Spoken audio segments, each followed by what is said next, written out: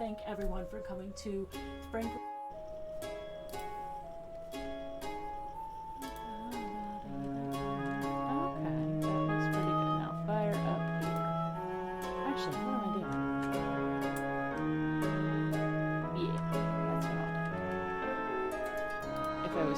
I would have done one shelf to its fullest and completed it. That way I wouldn't actually have to go and add fire to the second shelf because it would have already been there.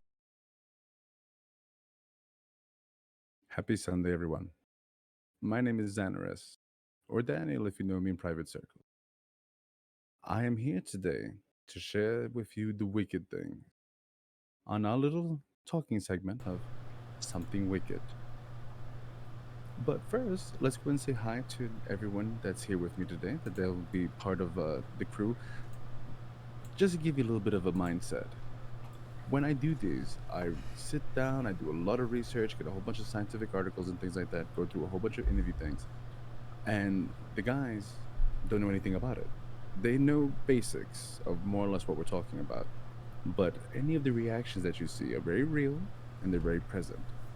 And I have with me today my editor, Emily. How are you? Hello, I'm doing good. And I have one of our players from Legion and from Matanzo Speaks, Francisco. Francisco, how are you today? I'm doing all right, I just want to say real quick, if I sound a little off, a small apology. I'm recovering from a bit of a flu, so my voice might be a tad off today. No, it is okay. So, let us prick our thumbs for something wicked this way comes. Let's get something good to drink, something to maybe munch on, because today we're talking about cryptids. What is a cryptid exactly? Does anyone have like the actual definition of that? Because it's a little funny. Actual definition, if I had to take an assumption, I would say a tall tale that's been blown out of proportion, that's been made into super serious monster. Something like that. It's fun. The funny thing is that, as the Merriam-Webster dictionary states, an animal such as Sasquatch or the Loch Ness monster that has been claimed to exist but never proven to exist, contrary to popular belief. Cryptids don't have to be supernatural, mythical, or even all that strange, though many popular creatures acquire these characteristics as their legends grow. So the funny thing is that cryptids, I want you to kind of think of that one thing that certain cultures want to talk about, of the Thunderbird, the Sasquatch, the Loch Ness monster. But there's no real proof to it.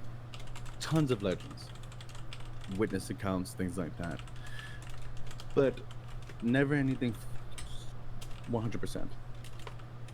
But in that retrospect, we have cryptids that have been proven to be true, like the giant octopus or the giant squid, which was said to be a complete other cryptid until finally it was found out. We have bodies of giant squids, we have seen actual footage of giant squids, so we've actually proven the existence of a cryptid. So today I want to go and talk about one of my favorite cryptids, and this is a list of many, but I'm going to speak about a few, and then I'm going to go and hit you with one that you may not really think of as a cryptid, but that is so ingrained in the culture, it is actually part of the constitution of this country. That is how ingrained this cryptid is. But first, let's talk about one of my favorites, Nessie, or the Loch Ness monster. Nessie. Oh, Nessie. So, Nessie, for those of you who do not know, Nessie is the infamous, famous creature that lives in Loch Ness by Scotland. So, Nessie, actually, in December of 1975, Nessie the Loch Ness monster was written up in the steam journal Nature, based on underwater photographs and sonar. Co-authors Robert Rines and Sir Peter Scott named the creature Nessitarius rhompopteryx. This basically translates to Ness monster with diamond-shaped fins. It was, after all, a Scottish MP who, way back in the same December of 1975, pointed out that Nessitarius rhompopteryx was an anagram of Monster Hoax by Sir Peter S. So The whole thing is, and the reason why they actually gave it a scientific qualification was because there are laws to protect creatures that actually have a scientific qualification. So just in case if they ever stumbled onto Nessie, they couldn't capture it to go and experiment on it. It's one of those things. Just to go and show you how ingrained that is in their culture. But I do have a little bit of good news and bad news. So the whole thing is that Nessie has been around since forever. But one of my favorite legends of it, and supposedly the very first, comes from Saint Columba. The earliest report of the monster in the vicinity of Loch Ness appears in the Life of Saint Columba by Ottoman, written in the 16th century.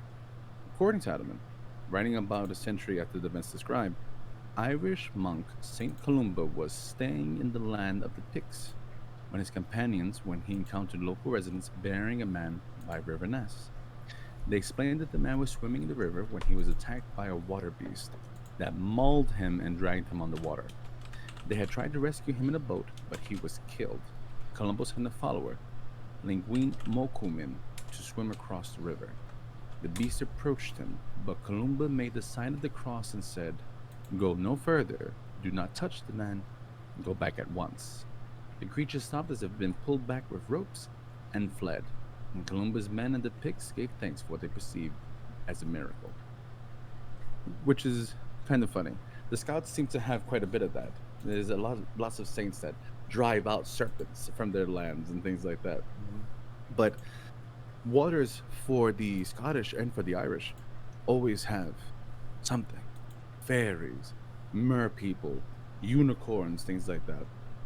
But Nessie's a little bit different. Because you see, with Nessie, they actually try to find her. And when I say they try to find her, they try to find her big time. There is the Edward Mountain Expedition 1934, the Loch Ness Phenomenon Investigation Bureau from 1962 to 1972, a sonar study that was done from 1967 to 1968, the Robert Ryan studies from 1972, 1975, 2001, and 2008, Operation Deep Scan in 1987, searching for the Loch Ness Monster, which is a big television thing that they did in 2003. But the one I'm going to talk to you about is the DNA survey from 2018. And the reason why I want to talk about that one is because science is a funny thing. And everyone's been trying to figure out what the hell, Nessie is. But sadly, the picture that was placed, or the surgeon's picture of the Loch Ness Monster, has been found out to be a fake. Yeah. That was a toy that was photographed. But in the DNA survey, an international team consisting of researchers from the University of Otago, Copenhagen, Hull, and the Highlands did a DNA survey of the lake in June 2018, looking for anything unusual. The results were published in 2019, and this is where it gets kind of sad. There are no DNA of large fish such as sharks, sturgeons, and catfish. There were no otter or seal DNA either, but there was a lot of eel DNA. The leader of the study, Professor Neil Gaiman of the University of Otago, said he could not rule out the possibility of eels of extreme size, though none were found, nor were any caught. The other possibility is the sheer amount of eel DNA simply comes from many small eels. No evidence of any reptilian sequences were found. He added, "So I think we can be fairly sure there's probably not a giant scaly reptile swimming around in Loch Ness." So as much as I want Nessie to be real, as much as I want her to be able to poof out and become a thing, I think that might be the actual coffin in the bed of that one. Yeah. And also considering that Nessie would have to be hundreds and hundreds and hundreds of years old. But I think that's kind of the funny thing about cryptids. We're not finding bodies. We're not finding fecal matter. We're not finding a bone record. So, but the funny thing is, in Loch Ness, there's even been signs of the Loch Ness Monster crawling out of the Loch Ness and leaving footprints. And that was also a hoax when they found out that it was actually a lampstand with an elephant foot that they were using to go and make imprints. So, but one of my favorite urban legends about it was a couple that was driving home, and they saw a creature like the Black Lagoon that they almost supposedly hit with their car, and it scampered off back into the loch. Not saying that that's necessary, but just to go show you how the thought pattern goes. Now, another one I wanted to go and mention, and this one actually makes me laugh, is the Jersey Devil. Have you guys ever heard of the Jersey Devil? Yes, sir. Oh yes. So, what do you know about the Jersey Devil? I'm curious. You first. Well, there have been reports of this devil-like creature with. God, the descriptions are a bit all over the place, which is part of the funny thing. They are. Yes. It's like a horse head and bat wings, and it just flies across the sky, shrieking. Screaming its head off, pretty much. It literally flies and screams. That is literally what the Jersey Devil does. But there's some legends that the Jersey Devil ate its mother and its family before it escaped And from being born. I also heard that it also has 12 siblings. There's a rumor of that too. And that's kind of the funny thing about that. So my favorite one that I'll share with you is the one from Leeds Point. Stormy night. Oh, hello, Miguel. Oh, Oh, there goes you Miguel. can come back if you like. By the way, everyone, if you're in the Discord and you would like to ever be part of these, come on in. You can have questions. I'm here to answer any of the weird things that I could possibly can. But I actually got this straight from the website that talks about this legend. It's a real big tourist attraction. So, on a stormy night in 1735, a Quaker woman gave birth to a child during a thunderstorm. The room flickered with candlelight. The wind howled. Some believed it to be a sorceress. The impoverished woman, known as Mother Leeds, was believed to have many other children, as many as 12. Adding on to M's little bit of knowledge. Some say the child was born deformed. Some say she cursed the child because of her dire straits. Other accounts say the child was born normal and took odd characteristics later. Characteristics such as an elongated body, winged shoulders, a large horse-like head, cloven feet, and a thick tail. According to legend, the child was confined until it made its escape either out of the cellar door or up out of the chimney. So we got this weird, funky looking thing that most people are beginning to think is actually a very large crane. That was the majority of the sightings, because what people don't realize is that when you put on birds and you go see them at night, their eyes will look red because of the muscle membrane that covers it. So there's that. Now, some of the funnier parts of that. Joseph Bonaparte, the brother of Napoleon Bonaparte and former king of Spain, was reported to have seen the devil. The incident took place in Bordentown, New Jersey, while he was game hunting in the nearby woods. The infamous Captain Kidd is reputed to have buried treasure in Banagher Bay. Legend has it he beheaded one of his men to guard forever his buried treasure. Accounts claim the Hellas pirate and the Jersey Devil became friends and were seen in the evenings walking along the Atlantic in nearby marshlands. In Clay, New Jersey, the devil was chased by a posse at the edge of a wooded area. The devil fled into the wood, the posse afraid to pursue. Alden declared, "If you're the devil, rattle your chains." And the funny thing is, the devil's taste varies. He was seen converting at sea with a mermaid in 1870, and he's reputed to have had a ham and egg breakfast with a Republican by the name of Judge French. But the devil is not known to have specific political leanings. So, I'm not sure what rights for cryptids are at this moment. I don't think they're very robust.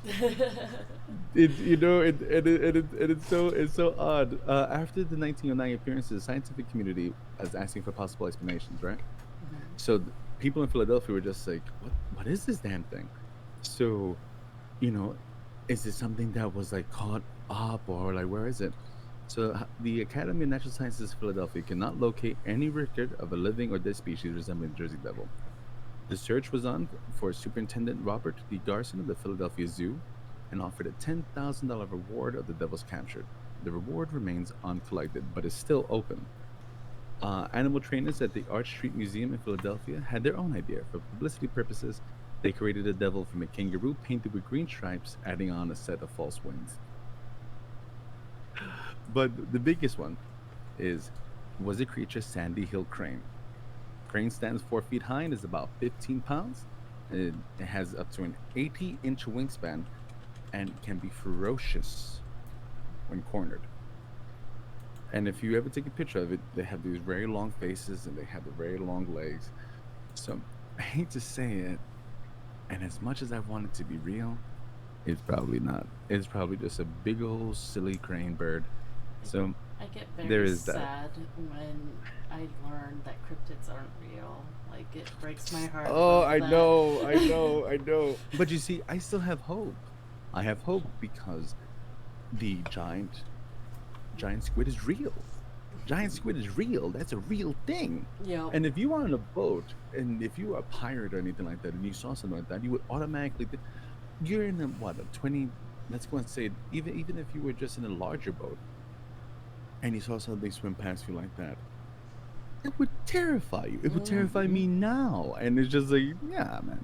So we also have one of my favorites, the chupacabra. Ah, So I'm going to tell you all right now. I was present in Puerto Rico when the chupacabra phenomenon hit. Second. And boy, oh boy, was it a big ton of stupid. It really, really was. Like, things got out of hand so fast. It was pretty much like a pre-internet meme at some point. And the whole thing of that blood was being sucked out and all this other stuff. Because during the same time that this happened, there was also El Vampiro de Mocha, or the Mocha vampire, which later transformed into the Chupacabra, which falls into the goat sucker, which people see now as a dog and stuff like that. But the original thing looked kind of like a little alien with little spikes on its head. And that's when it became really famous. And there's a reason for that. Yeah, it's not a good one. You see, the reason for that is something else. The reason is actually, and I'm gonna go and open up this little thing. So, ooh, I'm sorry? I'm so sorry. My text message run off. I am sorry. Oh, it's okay. So the reason why this happened is because of a lady by the name of Madeline Tolentino who lives in Canóvaras, outside of San Juan, Puerto Rico.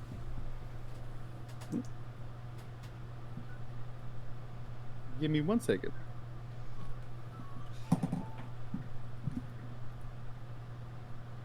We're gonna jump to a quick commercial break, or no, he's coming back. Another mind.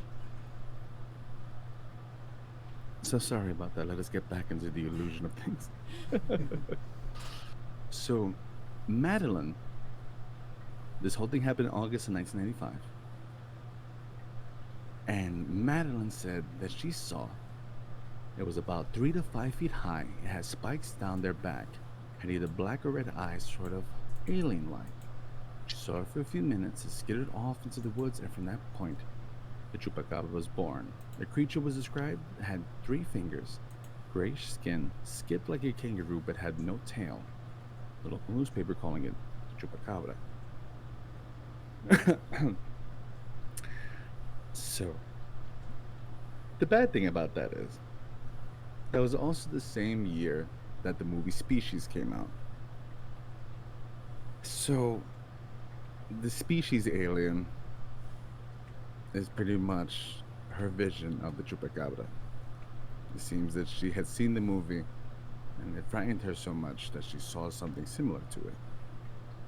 But I have something to go and talk about that makes, then I like disproving things to an extent, because what we're really seeing is something that I don't think people are realizing, is that this poor creature's more of evolutionary type thing from Scarcopetus scabies. Causes itchy rash of scabies in humans. When it goes into dogs, though, it makes mange. Causes an itchy rash as scabies in humans and non-human animals alike. The mite burrows under the skin to its host and secretes eggs and waste material, which trigger inflammation.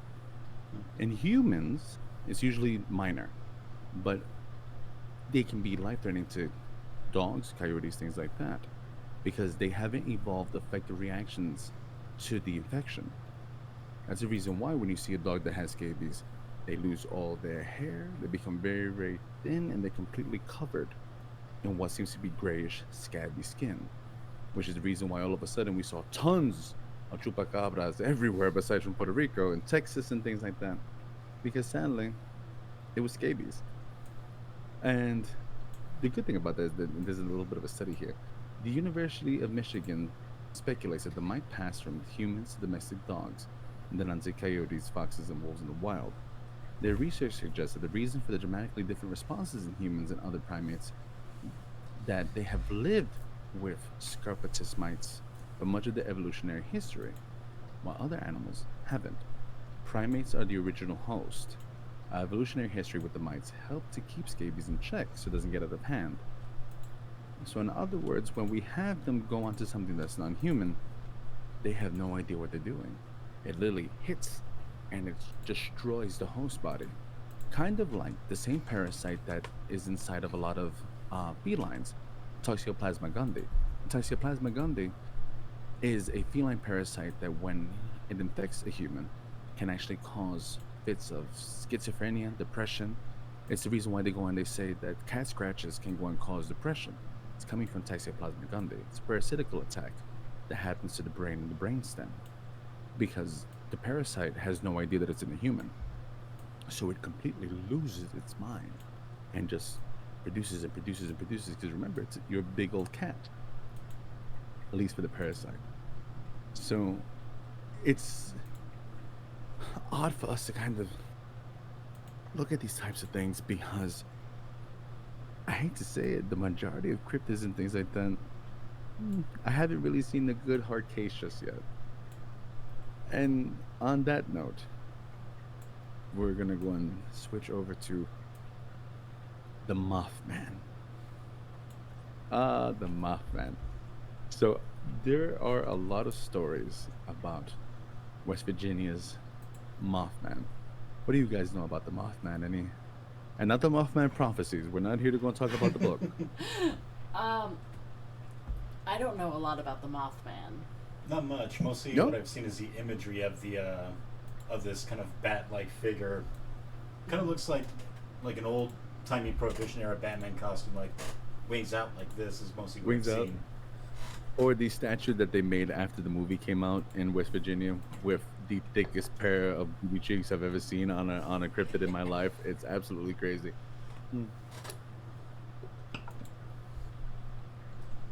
So talking about that, the Mothman. Now everyone goes and says that the first sighting was a couple, and that is actually not true.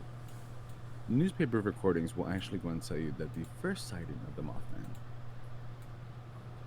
was in November of 1966 by grave diggers working in a cemetery in Grenadine, West Virginia, when they spotted a large, man-like figure in the trees above their heads. And then it was after that, a few days later, that a young couple in Point Pleasant reported being chased by a large creature with 10-foot wings and eyes that glowed red while driving near a former military munitions site outside town. So it started, and then the hysteria got weird. Because you see, the reason why they talk about the munitions is because during World War II, it was actually a very, very big munition site. And they also were using it during the Cold War to prepare for nuclear testing and stuff like that. So there was a lot of spooky stuff and everything else. Think of kind of like Area 54. I was gonna say, is it Area? I was gonna say Area 54. It is not Area 54. That is Area 51. Yes. Yes. I'm getting old. So the Mothman. Let me open up that article again. So the Mothman, which that name actually came from a newspaper reporter, oftentimes leaves the witnesses with a deep sense of dread. A lot of people believe that it came from a vacant nuclear power plant outside of Point Pleasant. And the sightings, though, came to an abrupt halt in December of 1967 after a tragedy in Point Pleasant where Silver Bridge It was a bridge that went across U.S. Route 35 over the Ohio River, collapsed, and it killed 46 people. The thing about that is that after doing some research, it was actually a small little threading that snapped, and by the sheer weight that was on the bridge, had the whole bridge collapse. But people think of the Mothman as a bearer of dread, as this creature that has arrived to go and tell us terrible, terrible things. And that also comes from the Mothman prophecies, which we're not going to get into because that's a whole big old pack of beans there that's going to be something else. But with that, it's the collapse was later attributed to a faulty suspension chain. And in 1975, John Keel wrote the book titled The Mothman Prophecies. And there was also a movie that came out about that as well. Now, the Mothman sightings have decreased significantly, but in 2016, it is believed that there were pictures taken, and the Mothman has also been spotted in Chicago. Because this is the strange thing about stuff like that. They're everywhere. You know, just like Bigfoot. Yep. We have Bigfoot legends absolutely everywhere. We have the Yeti, we have the Ape Man, we have what did they want to call it? There's another name for it in the Appalachians. But there was a tribe of Indians that called them the Howler Men because supposedly they go "Hoo, hoo, hoo, hoo, hoo, hoo," in the middle of the night and things like that. But believe it or not, I'm actually not going to talk about Bigfoot. Oh no. I have something a little bit different for all of you. A surprise. I'm that I surprised that have. you're not going to talk about Bigfoot, especially since he's been around since the 1780s. You know he's been around since the 1780s. Everybody knows Bigfoot. Everybody knows that there's a video about Bigfoot, and then there's all these documentaries, and some people say that they stink, some people say that they're 9 feet tall, other people say that they're 10. You've got videos of them in Russia and all these other things. I actually want to talk. I find it very interesting, though, that the U.S. Army Corps of Engineers made a case on Bigfoot. Yeah. They did. They did. And not only did they actually are fighting to go and have him protected by law to not be killed, Yes. which is amazing. It's amazing because if anyone that's ever lived in the forest or anyone that's ever lived in a farm like myself, Francisco, stuff like that, Mhm. the forest makes noise. Yeah. And whenever somebody goes and says, "How can you live there?" you just learn to ignore it. You really do. Like, there literally comes to a moment that you just like, nope, nope. And you try to sleep because you hear these weird moving trees and the wind. The forest can be a very scary place. But the reason why I didn't want to jump into Bigfoot is because I have so much love for Bigfoot, and I want Bigfoot to be real so badly. I want Bigfoot to be real so bad. As a matter of fact, I want to meet a Bigfoot, and I just want to know that it's there. I want to know it's real, and I don't want to tell anybody about it. I want to be able, because I don't want anyone to hunt it. I don't want anyone to capture it. I want the Bigfoot to be free wherever it is. And I know that's not going to happen. And that's kind of my fear about these types of things. Because could you imagine these creatures that have been around for so long, all of a sudden taken, experimented on, cataloged? No. That would be terrible. And I say that as a scientist, I say that as a biologist, that as much as I want to know the truth, I kind of don't want to know the truth about Bigfoot. And so I'm going to suspend my disbelief because Nessie was hard for me to go and take that hit. And I wanted Nessie to be real too. I wanted it to be a dinosaur so bad. I wanted it to be a dinosaur so bad. But the reality of it, it's probably just a big old eel. Have faith that Bigfoot is in Washington State. That's where they have last pinpointed him. Mm. One thing I will go and say, if Bigfoot is real, what do they do if they're dead? That's always been the thing that's got me on that. What do they do if they're dead? It doesn't really matter what they do if they're dead. It matters what they do with their bones. I mean, so, where are you putting all these guys? Because if you've been around for so long, and there's been so many legends about you, what the hell are they doing with your bodies? Now, I will definitely go and say, and I try to stay away from the really spacey stuff, like ancestral aliens, ancient aliens. Well, you know what? Human beings can actually pull off some really cool stuff.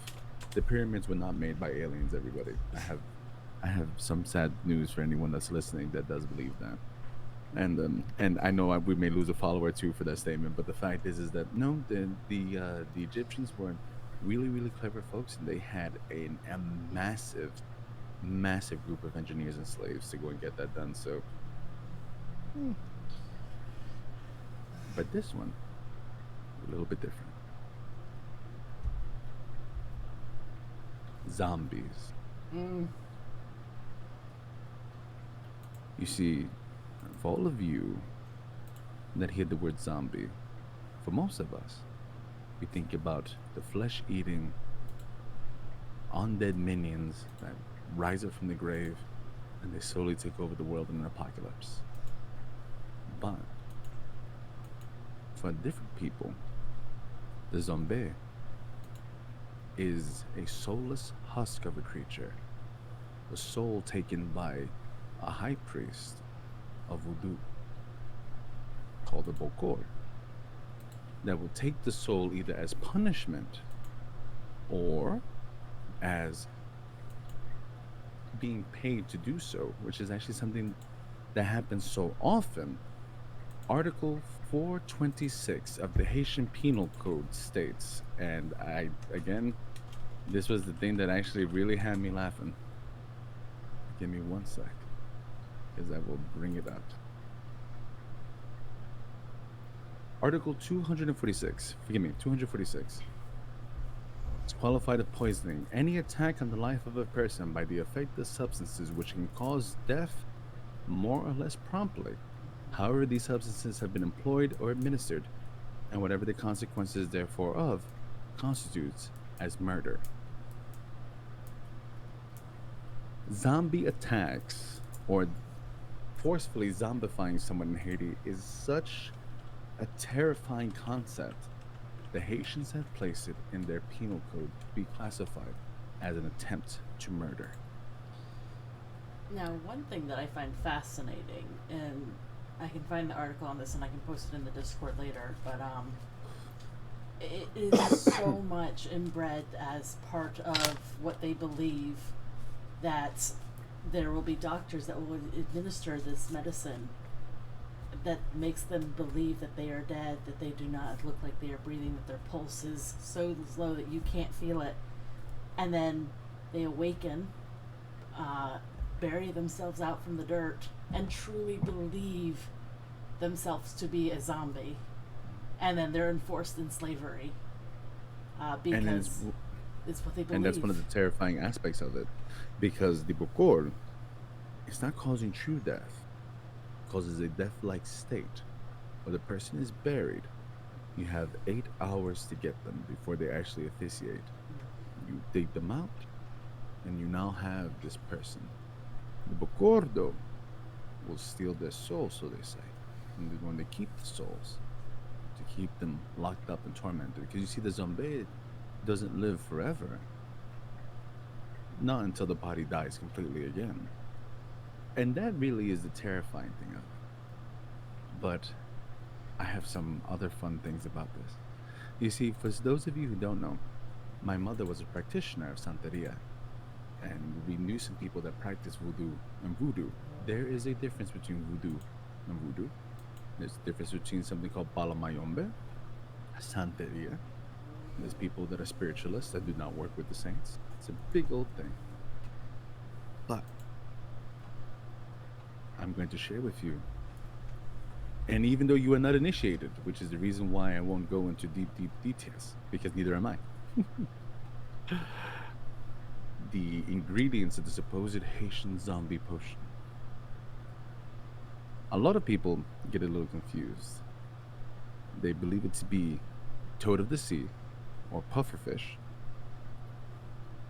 manchinel, which is the variant of deathly nightshade, the insides of a rat, and Otura stratnorium, also known as thornapple, jimsonweed, or devil's snare. So, remember the person's still alive. You dig a hole while invoking the person's name, bury it, burn it, and as the more it smokes, the more potent it becomes. And as they use this, as they blow the powder into someone's face, and there's an actual term for that. Coup, coup de poder, the powder strike, is when someone blows the powder into someone's face. It makes the body stink of death. And supposedly, the longer you burn it, the more purpose you put into it, the more that person smells of death, which rapidly makes them want to bury the body. And that's when the Bokor and their men do their wickedness. It also has these amazing side effects in the body where it will actually turn your eye whites yellow. And your skin gray. So, and again, as someone who practices Santeria, as someone who is involved in these types of things, there's a little bit of weirdness to it too. Because do I believe that there are zombies? I do. Now, are all cases real? No. No, no, no, no, no, no, no. As a matter of fact, there was a very big documentary done by the English. And I'm not going to go into David Wade's and all that because he's been disproven. But in this documentary, they find these two possible zombies.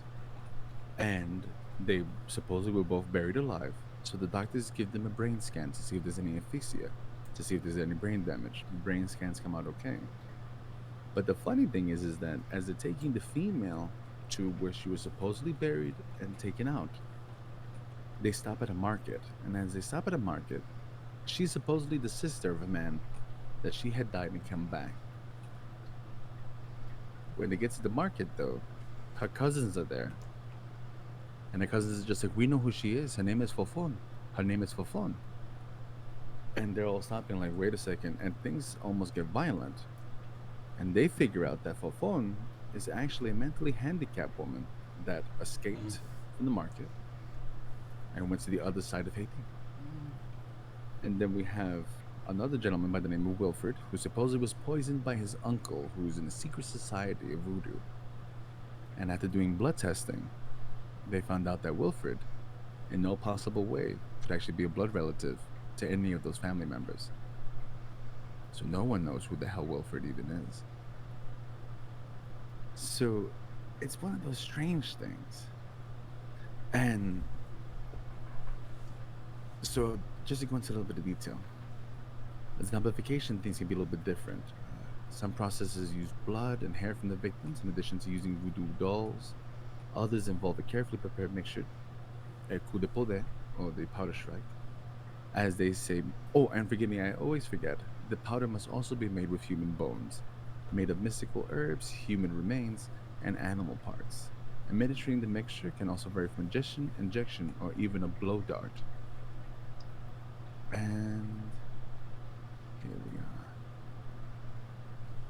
Once the mixture has been made by the Boko and administered to the victim, it starts to takes effect in the body. The victim becomes immobile, has an incredibly faint heartbeat, and his or her breathing is drastically reduced. Within a few minutes, the victim appears dead. While in this death-resembling state, the victim is fully aware of their surroundings, but cannot express themselves. Once taken to the hospital declared dead, the seemingly lifeless body is buried in a grave. Soon after death, since there is a lack of refrigeration in quite a large part of Haiti. And that is when the Bokor and the grave diggers start to do what they do. Now, you see, and this is the thing that people forget, and this is the thing that people don't add into that zombie process. The Bokor performs an ancient voodoo rite, where she or he captures the victim's tibone, which is the part of the soul directly connected to the individual. He or she can do this by capturing within 7 days, immediately following the death of the Kokadeve, which is the body, while it's still hovering over the corpse, by spreading poisons in the form of a cross on the threshold of the victim's doorway. Either way, this affects a split in the spiritual parts of the victim and produces two complementary types of zombies. The spirit zombie, the zombie of the Tibonene alone, and the zombie cadaver, the zombie of the flesh, which is composed of the Name, the Gros Bonnet, and the Zetuli. And then he traps the spirit zombie part of the soul, a zombie astral, in a small clay jar, another commonplace jar. Container is hidden in a secret place known only to the Bukor, and is finally wrapped in a piece of the victim's clothing or some other personal possession. After a day, the Bukor then administers a hallucinogenic mixture called the zombie's cucumber that revives the victim and is used to keep the zombie in a state of submissive confusion. In the state, the zombie cannot speak, has no memory, and no longer resembles its past human personality. As a result, the zombie is easy to control, and the Bukor can use the zombie as a slave of family for farm labor and construction work. The funny thing about that is that there are legends of actual things like this happening. One of the most famous is a man by the name of Cas. Oh, I always say his name improperly. Forgive me. Give me 1 sec. I want to make sure I'm saying this right. Claverius Narcisse. Claverius was supposedly a man that was turned into a zombie, and he was paralyzed. But the thing is, this happened through Wade Davis, which is the reason why I didn't really want to talk about Narcisse. But supposedly Narcisse was made into a zombie, and his Bokor died, so no one was there to continue to give him this zombie cucumber. So he was able to break loose. He found his family, and his family completely freaked out because he was dead. So you see, the thing is, and this is the thing about this cryptid that is so odd. It's not just the body that is zombified, it is also the soul. The soul is taken, captured, and pulled apart from the body, leaving the body as a completely different thing. It's a slave labor. And supposedly, you can break a zombie out of this trance by administering salt. Who knows? Now, when we really come to think of it, is it a brain-eating zombie? Is it a zombie crawling out of its grave? Maybe, but not a brain-eating one. It's not the scary stuff that you see in the movies and the TV series. But imagine just for a second, walking in the streets, getting into an argument with someone, and nothing but a few days later, having a man walk up to you and blowing bone dust in your face, a powder strike that you weren't expecting, and you go numb. You fall to the ground. Everyone knows what it is, and everyone's terrified to even get close. Then you die, quote unquote. You're brought over to the hospital. The doctors check you, your family sees you. You can't respond. You can't say no. And then you are brought over to be placed in your casket. You watch your own funeral. You watch your own wake. And then you are buried alive. To only a few hours later be taken by someone for eternal servitude for as long as your body can take it. What I truly think is horrifying is these people that are administering it, the majority of them truly believe that they have created a zombie. Not that they've poisoned a human being and they have this thing that they've done to them. They truly believe in what they're doing and creating a zombie, and that there is no going back to being a human after this. facts be told, imagine being fed nothing but hallucinogenics afterwards as well. Mm-hmm. The mind will never truly be the same. So when we really come to think about it, they really are creating a zombie. They truly are creating something separated mentally, physically, maybe even spiritually from who you are as a person. So fact is, are zombies real? Believe it or not, they are. Just not in the way that you think. There's also the ants that have the fungus that they hit take over their hosts. I mean, there is a war going on that's larger than the population of the United States right underneath our feet, and we have no idea. Ants. Trillions and trillions of ants at war. It's insane. How truly odd something so incredibly wicked can be real, and only through the wicked actions of others, but also seen as a form of punishment. What could you possibly do that you were so bad in life that you are meant to toil for all eternity? This is a bit of a shiver down your spine, doesn't it? So with that, I end my little tirade on cryptids. Would anyone have anything they would like to add? You know, it's funny. I actually kind of took it upon myself to find a couple of cryptids of my own right here, since Emily and I recently moved to Pennsylvania. I looked up local Pennsylvania cryptids, and I've got two. These are considerably more fun, less dark, but I think you get a kick out of these. Please do. We need to Yes. have a palate cleanser. Oh, I'm saving the best for last. I'll put it that way. First off, have you heard of the Dog Man of Pennsylvania? No, Yeah. I have not heard of the Dog Man of Pennsylvania. Yeah, apparently since the 1880s, there have been reports of man-dog hybrids roaming the woods of Pennsylvania. Now, yeah, some people say that it might be some sort of a werewolf or an unusually large wolf. Some people have described it as an unusually large man with a wolf's head. It's supposed to be very aggressive. People who have seen it have consistently been freaked out and never really confronted the thing properly. Both are absolutely terrifying. I'll be 100% honest with you. Now, I haven't found anything solid, but I have a little of my own hypothesis. I'm thinking maybe some of the older sightings might have been some form of Native American ritual involving a dog mask, but I have no sources on that one. That's just a hypothesis of mine. Sure. But like sightings, I actually have a couple right here. There is a website dedicated to listing Dogman of Pennsylvania sightings. I love it. I love everything about this. Yes. Dogmanencounters.com. We will Dogmanencounters.com. We will be sure to put all of our sources, Daniel and Francisco's about to talk about, in the Something Wicked channel. Please do. So this one from 1987, I'm going to read it verbatim. It's not terribly long. I love it. From, Go for it. From an anonymous source. Quote, I was hunting during doe season. In the woods, I parked my truck on a side road in Washington County, but it was right on the border near Greene County.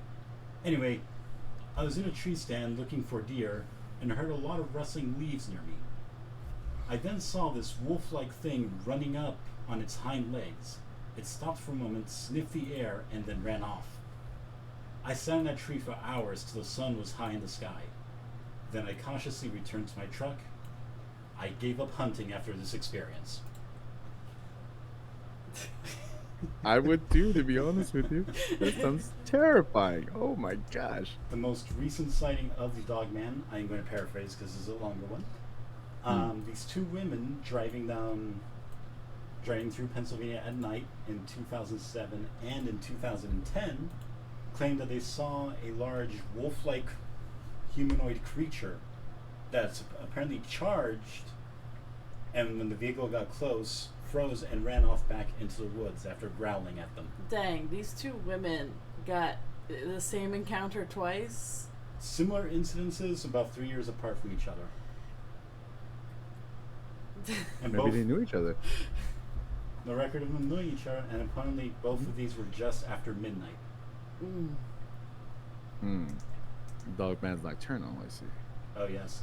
Well, not necessarily because, well, so far yes, and there's also a film that you can probably find on YouTube. I haven't found.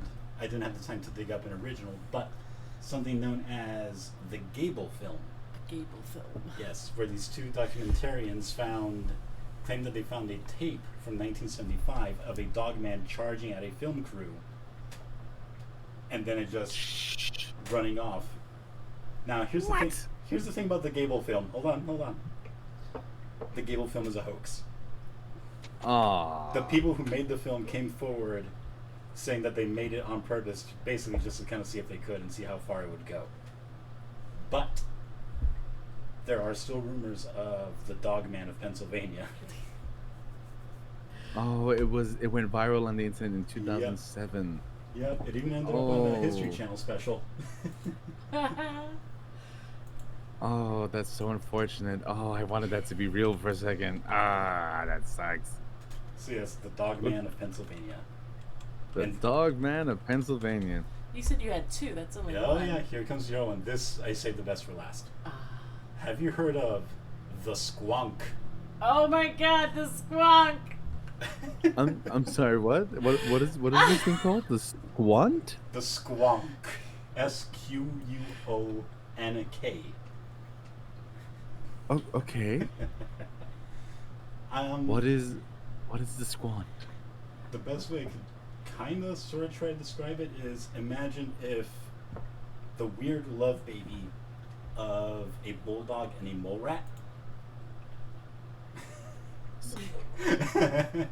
He's a very wrinkly boy. He's so wrinkly. It's adorable, and he's leaking all the time. Oh no, he's not leaking.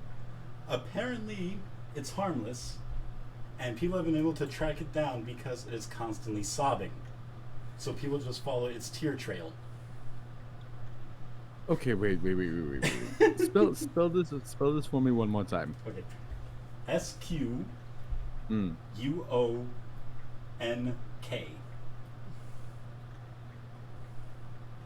Squonk. Squonk. Oh no. Daniel found an image. Oh no, that's... It's so wrinkly. It's adorable. Guys, if you have a moment, please Google this thing, because we can't show you pictures of it. But that is absolutely apprehensible. What? So what is it supposed to be?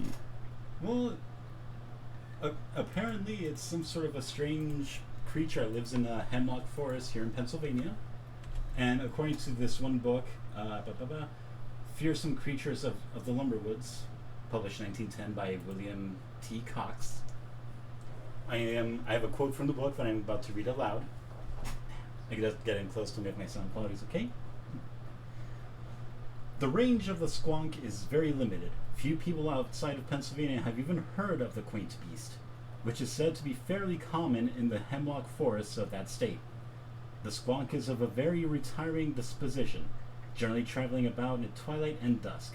Because of its misfitting skin, which is covered with warts and moles, it is always unhappy. In fact, it is said by people who are best able to judge to be the most morbid of beasts. Hunters who are good at tracking are able to follow the Squonk by its tear-stained trail, for the animal weeps constantly when cornered, and escape seems impossible, or when surprised and frightened. It may even dissolve itself in tears. Squonk hunters are most successful on frosty moonlight nights, when tears are shed slowly and the animal dislikes moving about. It may then be heard weeping under the boughs of the dark hemlock trees. One Mr. J.P. Wentling, formerly of Pennsylvania but now of St. Anthony Park, Minnesota, had a disappointing experience with a Squonk near Mount Alto. He made a clever capture by mimicking the Squonk and inducing it to hop into a sack, in which he was carrying it home, when suddenly the burden lightened and the weeping ceased. Wendling unslung the sack and looked inside. There was nothing but tears and bubbles.